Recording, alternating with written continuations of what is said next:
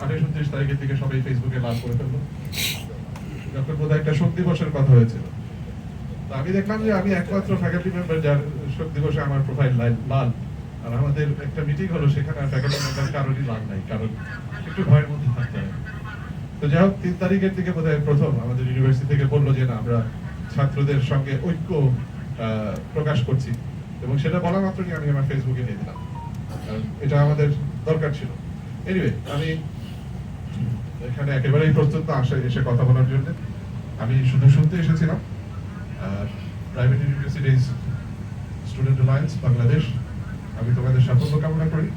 আমি শুধু শুনতে চাই তোমরা কি বলছো, এবং তোমাদের যে একটা আকাঙ্ক্ষা ছিল রাজনৈতিক দলের সঙ্গে তোমাদের একটা যোগসূত্র স্থাপন করা, সে ব্যাপারে আমাদের দলের পক্ষ থেকে অ্যাটলিস্ট আমি বলতে পারি যে আমরা we are open. Thank you very much for inviting me. Thank you.